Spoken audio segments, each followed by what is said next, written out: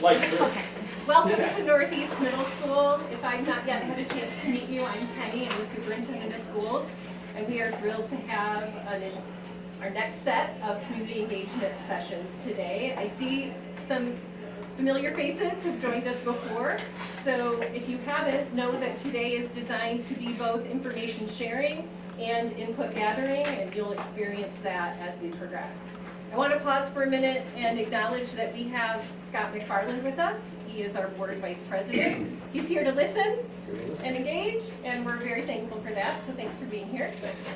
And as with every other session, I'll now turn it over to our team. They'll introduce themselves and lead us through the discussion today.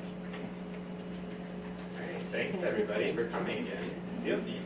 It's 3 rows, 3 seats right here for grabs. As a Lutheran, though, I sit in the back. The sermon today will be, that's why they're with me. So I can relate. Stephen Gunther with GMD. Yeah, I'm Brady Mills. I also work with GMD. We're serving as the district's partner in planning and architecture and all that good stuff. Pass it to you, Nandita. And Nandita Mishra with GMB as well. Dustin, you want to quick introduce yourself? Yeah, Dustin Newmeyer with Three Rivers Corporation. Awesome. Well, we just really sincerely thank you all for being here. Was anyone here on a personal invite from someone else who said, you got to come to this? Yeah. Love it. Love it.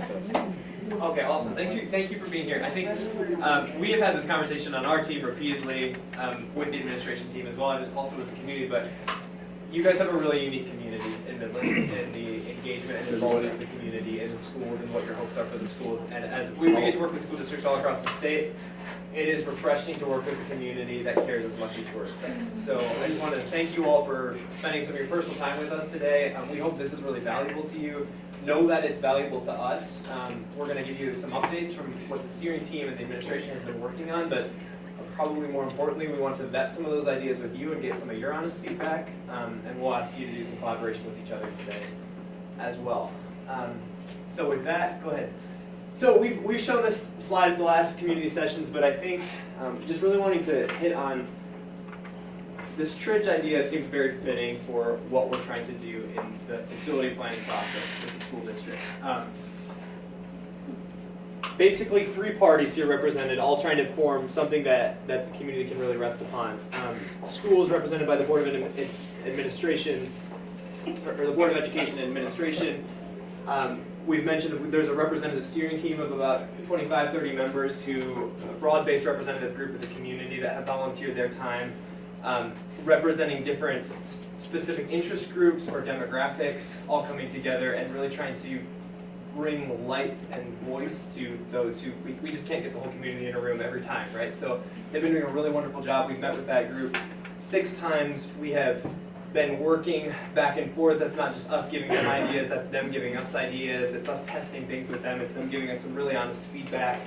Them sharing out with their communities. I know they've been doing a little bit of a PTO tour as well to all the different elementary schools to give an update there. So they've been working really hard on behalf of the community. And then just down here representing the greater Midland community, this is you all. Thank you all again for being here.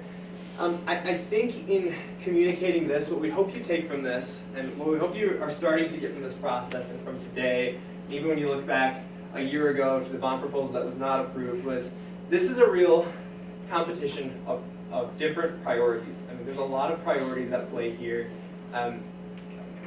What is the perfect solution? Is there a perfect solution? I think is the question we continue to wrestle with. And so we want to be very upfront and open in that this is a tussle with trying to find the right solution. And not a tussle between people, but between priorities. And so how do we bring all those priorities into a room? And how do we hear, receive, give back, and find compromise and consensus in the midst of that? That has been our directive and our challenge as we're working on this. So just broadly, some centralized themes we've heard from these 3 groups.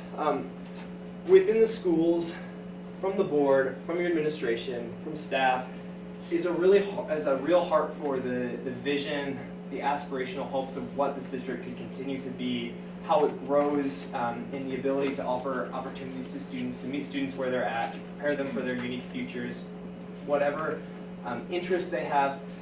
that is a real priority. So there's that long-term vision of, yes, and how do we set up our students and our community for the future? I'd say a theme we hear from the greater Midland community as it relates to tax dollars and resources used. Probably the theme we hear more there is financial stewardship and fiscal responsibility and transparency and clarity. Obviously a hope for the best schools for their community, we hear that too, and I don't want to diminish that, but probably the prevailing thing we're hearing is use our resources really wisely. So there's that theme, there's a theme of aspiration and the vision for the district. And the representative steering team falling in here, they also have these big hopes for the schools.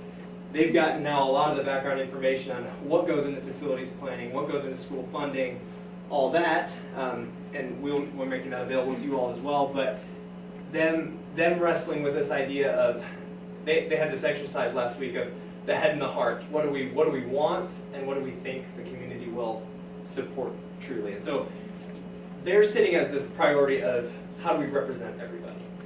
So all three of those groups coming together, you can see it's quite the process, and we are learning a lot, and hoping you all are able to learn and engage as well. Just a quick recap of our last community engagement sessions. We heard some really good feedback. I think just a quick overview, this feedback fell into these three categories of the shift in the community and evolving needs in Midland. People really mentioned to us how the community has changed and how probably there are different perceptions over the years of what we used to be, what we are now. How do we meet those needs now? And then really focusing on schools have been a cornerstone of that entire process, and how do they stay the cornerstone?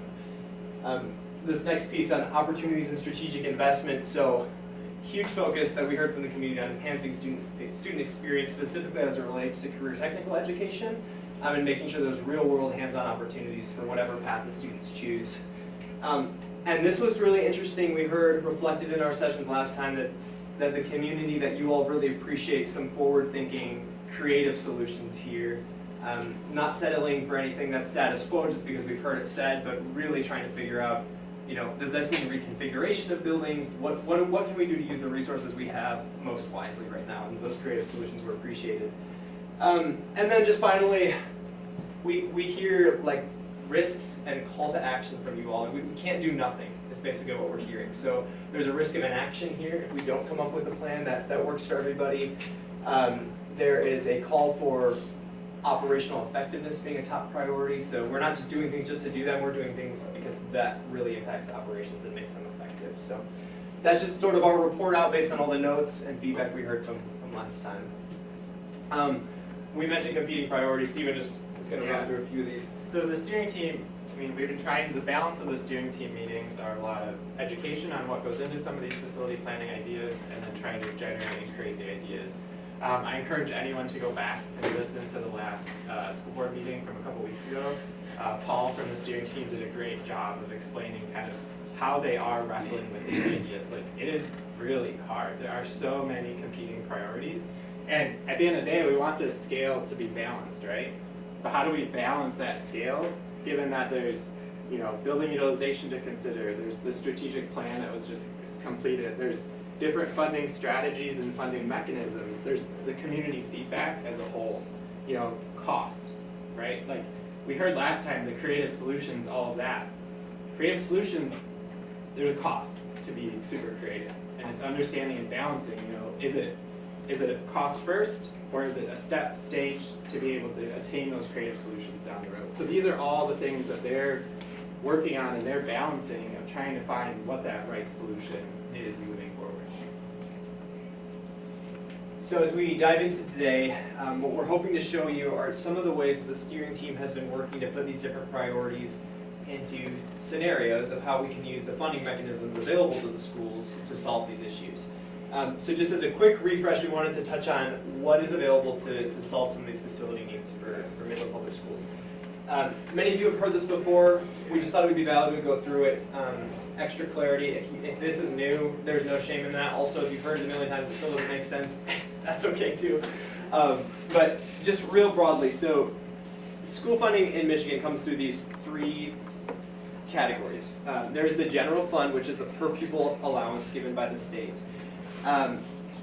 that general fund has to cover everything that the school district is operating. So essentially, what that is doing is 85% of that is going towards salaries and staffing and things of that nature. And then other portions of that are being used on programming and student experience and all the resources required to keep the district running on a day-to-day basis. The state of Michigan is one of the few states in the country that has this funding model where there's no direct facilities funding for significant capital improvements from the state. Now within an operating fund, you can have some capital funds set aside, but that capital funding will take away from any of the other program funding.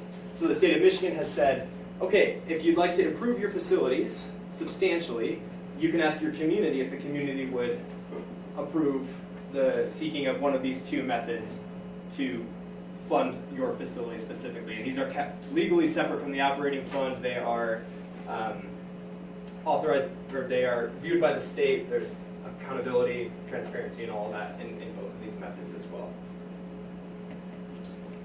So just a quick comparison of the two. So bonds, which you all have heard of, especially after the election last year, but this is the voter-approved process to buy and sell bonds to fund facilities improvements. So this is not a perfect comparison by any means, but it is probably the best one to compare to our daily lives. It's similar to the mortgage principle, where large sum of money up front and then you pay it back over time. What bonds allow you to do is really significant capital improvements up front because it is a much larger sum of money, and then the community's tax dollars go towards paying that off for however long the bond length is. Sinking funds, on the other hand, are a voter-approved yearly savings to go towards a specific facilities fund. So this one you could compare, again, not one-to-one, but it's similar to a savings account where you're contributing a little bit by little over time. You're taking it out, spending it as you go, using it as needed. A good funding mechanism, but it generates much less money for the district, so that is reduced to the smaller repairs, regular improvements, and then minor replacements or upgrades of things. So those are sort of our two options we're looking at for addressing the facilities challenges in the district. What you'll hear a lot of talk about is this steering team, this representative steering team has been tasked with creating a roadmap for the future of Midland's facilities. So this isn't only a discussion of what goes on the next ballot, what are we asking our community for, but what's our first step in that process, and how are we making sure this is a wise plan for 10, 15 years, the foreseeable future here. So we are pursuing something on the November ballot because the needs are pressing, the opportunity is here. What that looks like exactly is what we need feedback on, and we'll dive into that a little bit today, but just know that that is not the comprehensive plan, just what's happening in November. This is a long-term process, and we really want to make sure. So phases 2, 3, 4 are up here. It's not limited to 4 phases. It might not be 4 total phases, but we just want to communicate the idea that this is all a question of how we're best stewarding and phasing community resources while still taking care of the facility needs as we see them. You proposing multiple bond proposals, you mean? Well, that's what we're here to talk about today. So what we'd like to center our discussion on today is what's a great first step. We just wanted you to be aware that the steering team and the administration and the board are working on making sure that that is a first step and that we have a great long-term strategy for doing all of this too.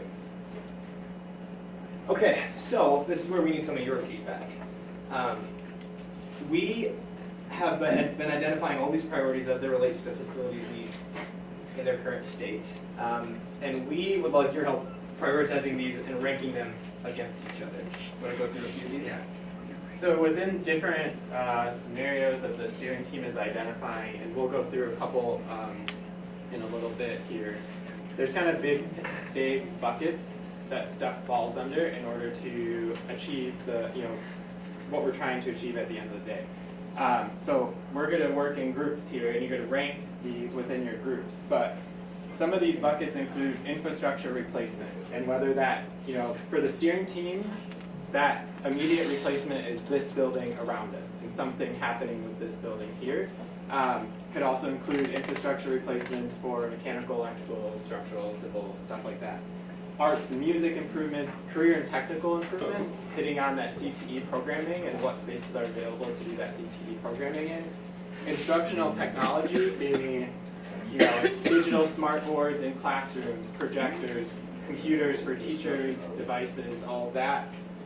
Parking and drop-off improvements, and particularly at some of those elementary levels where that's a concern. Updated classroom furniture and fixtures, right? Like 50-year-old, 60-year-old furniture in some classrooms, or updating it to newer. Athletics improvements, playground and site improvements, elementary utilization, addressing some of the overcrowding at elementary schools, and buses. And so we're gonna, I think you guys have your,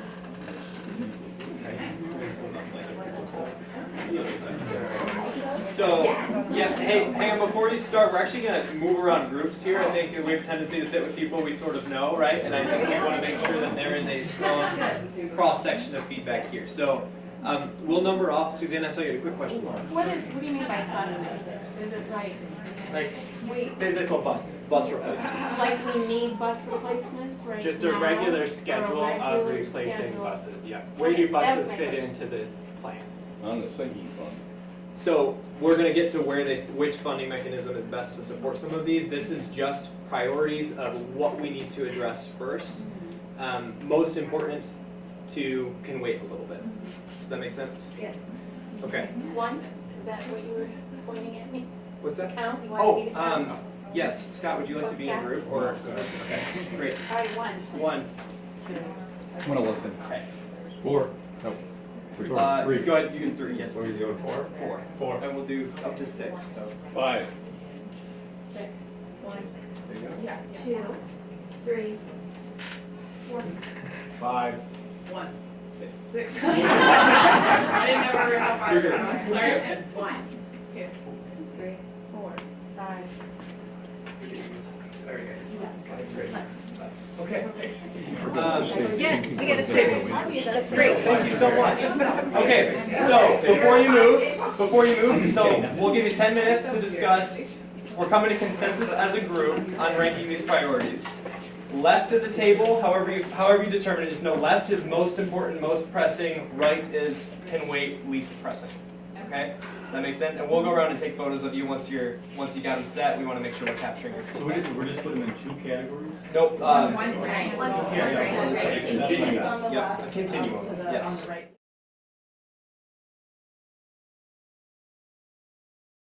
Okay, I'm gonna bring us back up front here. If you're not quite done, that is okay. So Stephen is taking some photos because we really value this, and we're going to take these back and look at them and compare them with the sessions from tonight as well. What I'd love for you all to do is just to we're going to go around the room, group by group, and I would love to hear a 30-second summary of how you got to these first 2 or 3 priorities as your top right. Okay, does that make sense? So, if you could identify a spokesperson for each group real quick. This one. We have a spokesperson. I need help. Spokesperson. Spokesperson. Okay. Spokesperson for each group. Awesome. Okay, we'll start with group 1. Go ahead, give us kind of how you landed on your top 2 priorities. Yeah, so we kind of classified like a high, a middle, and a low, knowing there's some. So infrastructure replacement was at the top,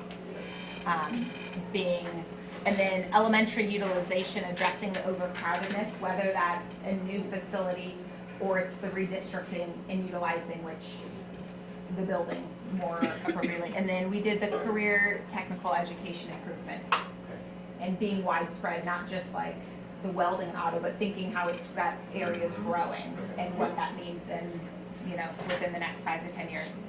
Our low end was buses, knowing that's an ongoing thing, but again, not even all of our elementary schools utilize their new buses, right? And so, and a lot of other things. So we put that on the low end. We put the playground sites and improvements lower too. Although we like to see them right now, the elementary schools in particular have been holding a lot of that weight and raising the funds and working on it. So we put it on the lower end. And then our very bottom was parking infrastructure and drop-off lines. That it impacts very little of the education of our kids at the time and being in them. Our middle We tied up the athletics and arts improvements together. We really felt like we couldn't rank one above the other because, you know, obviously you're gonna have your own perspective on maybe what your kids are involved in that persuades you in your own experiences, and they're both equally important for kids who are, that's their passion, to be able to have opportunities in both those. And then we did the two greens together too, instructional technology and updating classroom furniture and fixtures.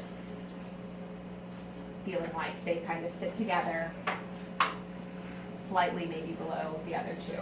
Great, thank you so much, I appreciate that. Yeah, group 2, would you mind just a 30 seconds to a minute? Sure. We did something very similar. We kind of felt like there were high, middle, and low priorities. 1 through 10 was interesting then to break down them further. And our 1 and 2 were similar to group 1. We had infrastructure replacement and elementary utilization as our 1 and 2. It was easier for us to identify things that all of us thought were maybe not as important pretty quickly. And then it was easy for us to identify things that we thought were more important. And then yes, some of those middle of the road seem to go hand in hand for us, athletics and arts, CTE, stuff like that, so, Okay. yeah. Great, thank you so much, I appreciate that. Group 3. Very similar. We did a similar thing, high, middle, low. We all kind of settled on some high ones that were together, the assessor. And we settled on some low ones. And so in the high, we said things like infrastructure replacement, elementary utilization, the technology, the career technology education, and instructional technology are all very important. There have been athletic improvements, there have been art and music improvements, there have been playground improvements and bus improvements, and those are all things we think are fairly covered right now, we don't need to be as concerned about. If I had my way, we'd have a different theater, but that was 25 years ago, and I'm not gonna fight that. In the middle, we have just updating fixtures, fixtures, furniture, and parking, just as a safety issue. We were, you know, that the parking drop-off thing might, you know, that there are better ways, more efficient ways to do that, and that's just, again, kind of in the middle for us, but we saw it as a kind of a safety Okay. issue. So, that's what we Great, did. thank you so much, appreciate that. Group 4. Okay, so our order was similar to group 1. We put elementary utilization at the top, but I have some questions about that. For me, my concern with this one is, let's say we build a brand new elementary school, but the class sizes are still 30 kids in a 4th grade room. Like, that's not gonna do anything for learning outcomes, right? So how this is used or utilized is really important. I think class sizes are actually more important than facility. So that is at our top, but with an asterisk. After that was infrastructure and career tech, and we had similar, so group 1 was elementary, infrastructure, career tech. In the middle, we had athletics, arts, and instructional tech. And then the piece that I'm concerned about is the instructional tech part. There's evidence to show that one-to-one devices like Chromebooks don't actually improve learning. So how this looks in the future, I would like it to look different. Maybe more like the old school model where there's a computer lab classroom, or laptops on rolling carts. Something different than what we have right now, because what we have right now isn't very good. So that is in our middle, but it's with an asterisk also. At the bottom is buses and parking. Parking at Siebert is a mess, but we make it work, right? Like, we park a block away, we walk over. That's not really a huge deal for us, and same with buses. And then kind of also at the bottom was classroom fixtures, like, this may be old, but it works, right? Like, we can still learn with what we have. Same with playground, that was kind of in the middle-ish. Great, thank you guys.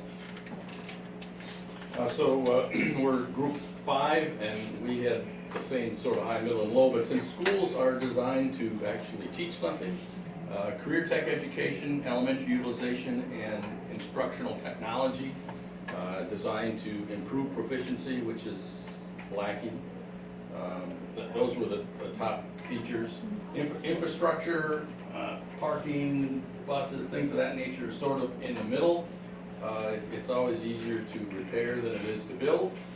And then arts, music, athletics, and what's that? Playground. Playgrounds. Updating furniture. Updating furniture, those are a a lower priority. Said another way, 25 to 30% of high school graduates graduate from college in 6 years or less. That means 75% to 70 need to have something else to do. That's why career tech was number one. All right, thank you. Group 6 isn't going to vary too much from a lot of the conversation that we just had, so I won't invest a whole bunch of time, but we really just made it to high, middle, and low and had some amazing conversation in that space instead of 1 through 10. But infrastructure, elementary utilization, career tech being priorities with instructional technology, primarily in support of educators. What is going to help educators bring curriculum to life and support them as teachers in giving that instruction to our learners. And then again, the bottom end was pretty easy for us to sort of shift down. These are more like preventative maintenance type things. And also there's a lot of variation from school to school, like parking lots keep getting brought up. That's one of our lower items, playgrounds, and furniture and fixtures. And then in the middle, we had buses, art, music, and athletics, with a lot of our conversation being on art, music, and athletics, because art and music we feel is more of a facilities issue. We have such a thriving, wonderful set of programs across elementary, middle, and high school that it really is finding the appropriate space for them to continue to thrive in this area, and even utilize spaces that exist that were not maintained well. Whereas athletics, we have a lot of ongoing improvements, but it still does need some support to ensure that they continue to be maintained in a manner that is safe for athletes. And I guess the emphasis really being, we consider these extracurriculars and like they're add-ons, but this is an extension of our students. This is sometimes what gets them to come to first hour and stay till the end of the day. This is very much so a vital part of building those developmental assets that bring them to school, keep them engaged, and have positive relationships with peers and adults in their lives. So that was tough for us, and that's where we spent a lot of our conversation. Thank you. Thank you all. Okay. Thanks a ton. Leave these cards just as they are for right now. We want to come back to them at the end, but I know that's hard, and I know it's hard when you don't have a specific list of what we're talking about and all that, but for the purposes of what we prioritize, this is really beneficial. I think we're taking away some common themes from this, so thank you. Stephen is going to walk through here.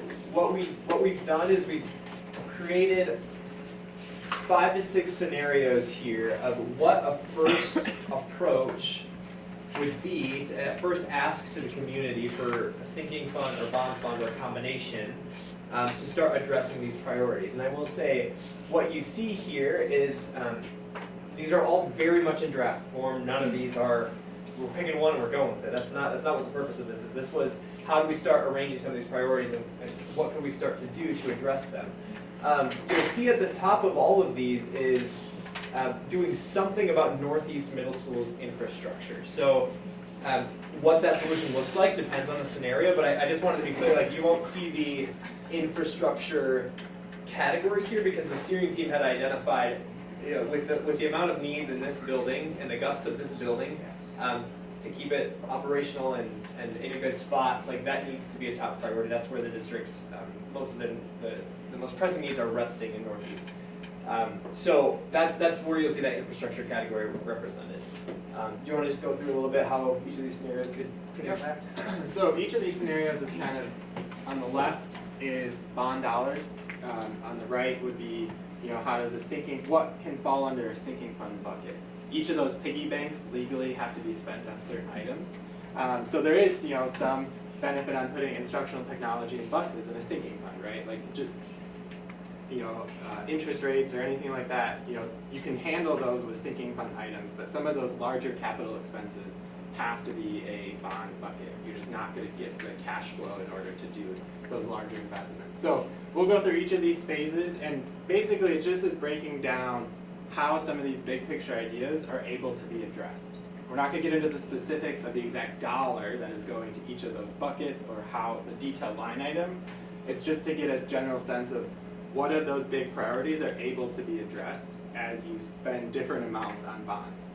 So this first phase is a 1 mil bond, $98 million. You can see with the focus on Northeast Middle School from the steering committee, it actually doesn't, it's a gray check mark because it actually doesn't complete the construction of a new Northeast Middle School. Like $98 million does not do that. So it really does not address that. We go to the next slide. When we get to 1.5 mil bond, it's $135 million. You can see we can address Northeast Middle School and start doing some other things that were identified in your buckets, right? You could look at some funding for career tech, you could look at some funding for infrastructure at Jefferson, and you could look at some funding for updated classroom furniture and fixtures. Like that's kind of some of the stuff that can be accomplished once you get to that millage amount. You go to the next one. When we get to 2 mils, you can start accomplishing more, right? You get more dollars, you can start doing some more things. So you can see some of your top priorities of, infrastructure starts hitting in a couple different spots here, along with arts and athletics, classroom furniture, playgrounds. All of that starts to be able to be touched and address some of those priorities that you guys have talked about. When the 2.5 mil bond gets to $200 million, and that's what starts touching even more of that stuff, right? Like you're able to touch more infrastructure, parking, it kind of accomplishes a lot more of those priorities that you guys have identified. You go to the next one. So this last one, which accomplishes all of those buckets, right? And I think this is what's important, and I don't want to, sometimes don't want to be listed as the bearer of unfortunate news, but like we heard the creative solution, right? We heard you last time, creative solution. How do you reorganize buildings to best use them as they are? Shift grade levels, maybe move 5, 6 into a building, 7, 8 into a building, keep, limit elementary to 4th grade to address that utilization. That doesn't get there without, a 3.6 mil bond. Like that's the point that you can actually start doing those comprehensive changes across the district. Equitably across the district so that it's consistent for everybody. That's the point that happens, which is important feedback from you guys, right? Like as we hear, like elementary utilization is top priority, this is what it takes to kind of get to that point, to be able to do that. And so then the last scenario is we just only do a sinking fund not paired with any bond as a first step, which starts addressing urgent infrastructure, safety and security, instructional technology, and buses. And yeah, again, this is, as you can see with the little road emoji here, phase 1, right? This is we're talking about what is the best next step here. So this doesn't eliminate the idea that were you to go small, you could go back for another ask in a few years, or if you wanted to start with a sinking fund, and wait a couple years to do bond. I think the greater theme being here, something like a sinking fund will provide very helpful funding for the district, but it will not address these deeper facilities issues and programmatic needs. So I think we would love to open the floor here for some just dialogue, some back and forth, hearing your initial thoughts. We'll do this in full group discussion form. Nandita's taking notes, but just again, looking at all these, we started with a bond because it's the bond amount, when you look at these millages, the bond amount changes so much and that really changes how much you can address. So we wanted to vet that idea with you all and then just see, okay, which one of these options is appealing, we can go back and show them, or is there an option here where we'll wait on the bond and start with the sinking fund here alone. So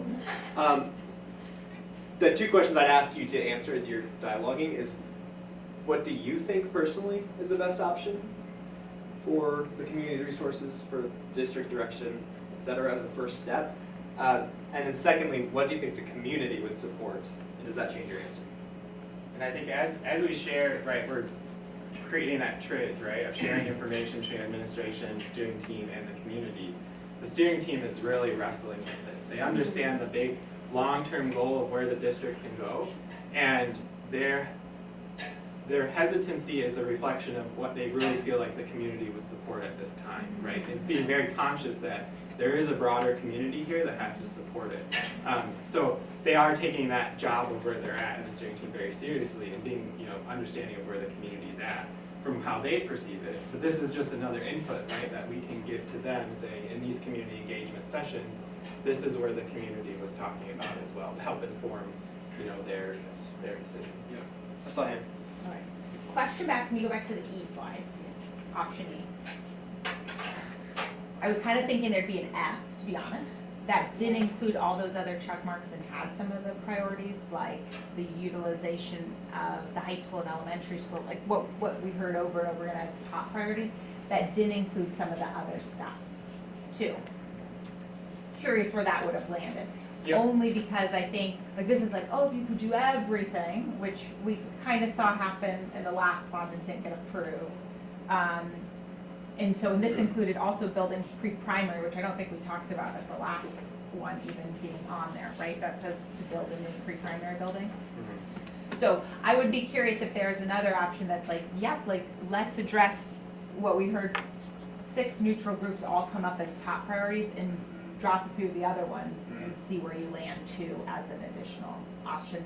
And So, yeah, so the reason that isn't addressed in some of the other ones is just due to the capital expense it would take to do that. To be able, there's not a single building right now in like a plan that we can just snap our fingers and be able to move a whole cohort into like that facility, right? So like, for sure. to be able to, where we kind of talked about some of those at the last community engagement, right? If we wanted to address elementary utilization, one of the ways to do that, using the existing infrastructure that's there, is going to K through 4. Yes, Which means I need somewhere for 5.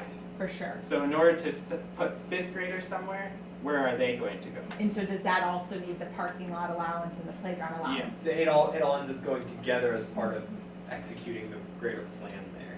It's not saying we're just the elementary and now we also would like to add on parking allowance. It's more that as we're doing these things, that will necessitate some improvements in some of the other categories as well.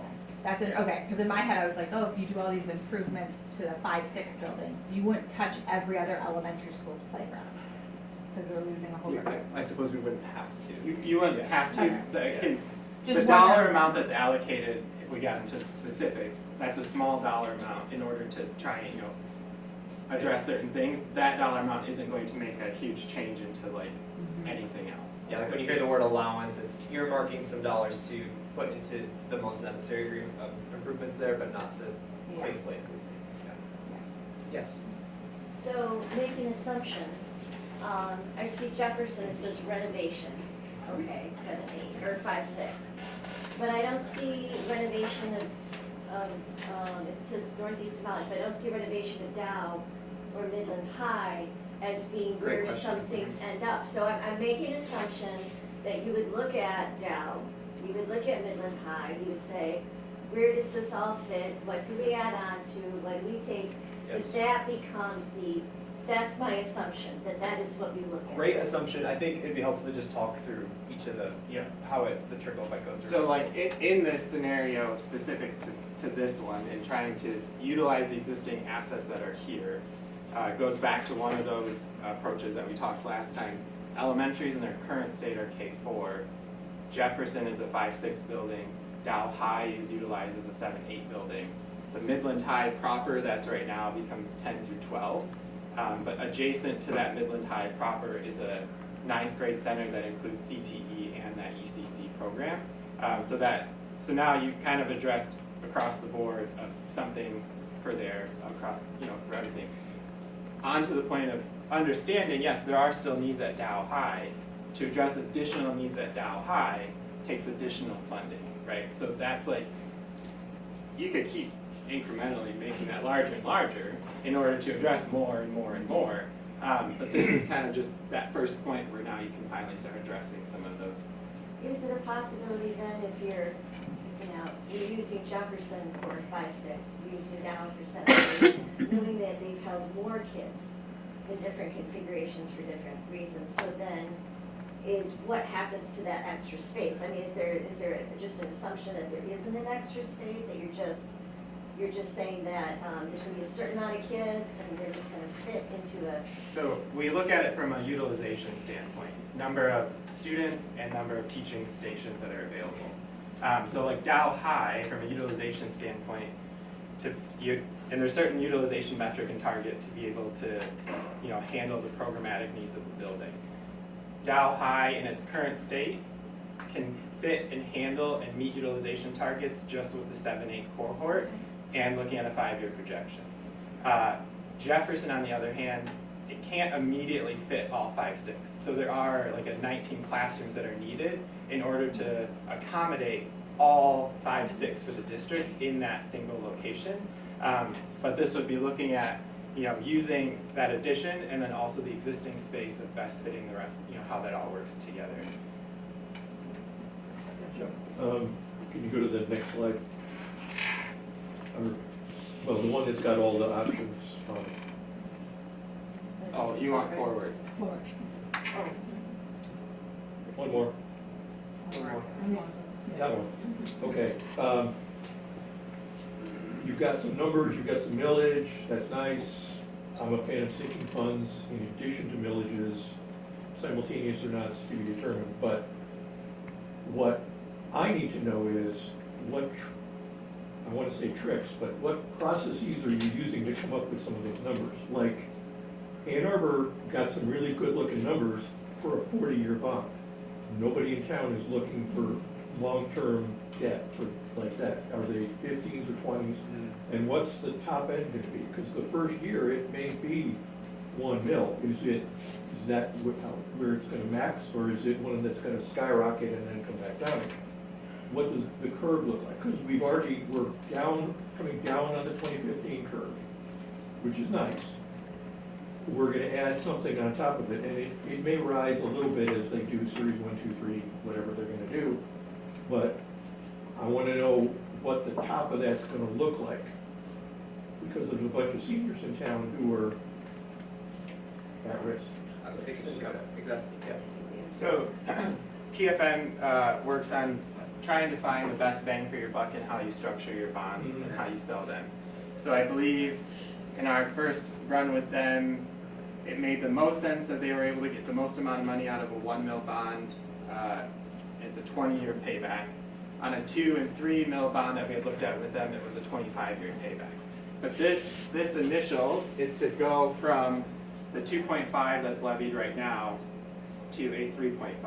And then it's maintaining 3.5 for a certain amount of time until that debt starts to roll off, which most likely would maintain that level for at least 10 years. And then there's a point to restructure or to go for a 0 mil increase at that point to maintain that same level, not necessarily increase that level over and above what it is. Okay. So the millage is projected flat until it gets to. So that logic, Stephen, would indicate that there was 1 mil bond for 10, 20 years or whatever, that 1 mil essentially needs to cover everything we want to do in that time frame, because we may not have that opportunity to go for the 0 or an additional after that time frame. Right? It doesn't. I mean, your before the point- time frame Your point ends. holds, but it Yeah. doesn't last 20 years. So after it's Oh, about 10 years. the 2038 or Well, it's about 10 years of staying 10 flat, and then it would begin to be paid off, which is when you could do a no mill Okay, yeah. increase. But over 10 years, which But is yes, kind of then a you, long time, unless right? It would have to cover- unless in these phases we'd like to pursue small increase now, slightly Yeah. incremental increase in the future, knowing we just don't want to we don't want to ask that big of an increase to our community. Which is That's- thinking fund we want- could do a shorter term scope and then another drop, that would drop off. It just would, and- a sinking fund, I mean, just for context, like a 3 mil sinking fund generates, what was it, 9 million per year? So, But if it's Yeah, only 27 3 is- years, right? right, you We could talk about can that. cover some things, we can get some things done. And You could we cover kind of- some infrastructure we replacements. kind of normalize paying for that now, where we can then extend from there. So let Yeah. me make sure I'm capturing, so I wanna bring this back to the steering team. It is, you're saying it's worth pursuing a little step forward to help the community get used to, this is what we see when we pay this, there's progress being made, our tax dollars are going towards something. Yeah, we get some urgent things covered. Okay. Then we have time to figure out what is the big 10, 20-year step to take, or, Yeah, you know. absolutely, appreciate that feedback. I mean, the only context I'd offer, I'm not trying to change your Yeah. mind in any way, is that, you know, even if you had a 3 mil sinking fund within the first year, that's $9 million. When we're talking about hundreds of millions of facility needs, right? So, but I'm not saying that to negate you, I just want to. But some of them are higher critical priority than others. Correct. Some are Correct. So manageable you're risk. saying sinking fund, short sinking fund, approach that first, hit the most pressing I'm things. just saying it's an option to Yes. help us make these steps. Yes. Because clearly we voted not to make a big step, Right. right?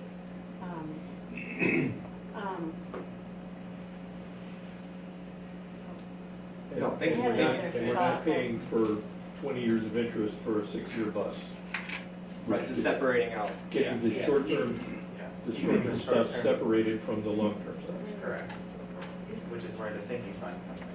Is there a thought as both and? Chrome here before I go to sure. Yeah, Sure, no problem. Will they plug it in? Yeah, I usually plug in my Chromebook here before. I got you, thank you. Thank you. Is there a possibility to be a both and, that you do a sinking fund? Yeah, and which bond? is kind of what we're exploring here. Like if we which bond scenario is sounding effective, and then to Joe's point, we can break out some of these things into a simultaneous sinking fund. We are getting that close to time, so please feel free to leave when you need to. I'm valuing this discussion, but I don't want to hold you all here too long. Yes. Yeah, I just have a general question as far as the bond. When you obtain a bond, what is the typical time period that bond is spent? So so this total amount, say we took at the 98 million, say it was $90 million, just for easy math. Yep. It's sold in 3 series, because you want to get the maximum amount out of it. So you sell $30 million of bond, you wait 2 years, you sell $30 million of bond, you wait 2 years, you spend another $30 million of bond. That's how you achieve your total amount. So in that 2 years that you, in that first 2 years where you sold $30 million, so you have $30 million to do something. There are some legal rules about how much you have to pay down, I think 85%, or you have to spend 85% in the first 3 years or something along those lines. But if you're building a new school, you would need it all today. Or you're looking at saving it, you have to strategically save it in order to meet the end goal of that construction, which is where this one falls short of being able to do that, because if you reduce the number of series, you get less money. So if you tried to just do a single series at 1 mil, it would not be nearly $98 million. And are A and B options the ones that keep Northeast and keep the school structure how it is? Option, anything through here keeps the same 6-8 structure of a Northeast building, whether it's a Northeast building here on the site or a Northeast building somewhere. It's maintaining status quo and how grade levels are separated. Okay. It's once you get to this, you push past this threshold, that's where that creative solutions start coming in, of being able to reorganize grade levels to be able to address that differently. Which also entails a unification of the high schools. Yeah. Yes. So I used to be a scientist, and the difference between theory and practice often is quite large. So it seems to me, if I were king, I would want to maintain the 2.5 mil activity. Figure out what we can do with that 2.5 mils by carrying it forward, not having a duration any longer than 15 years.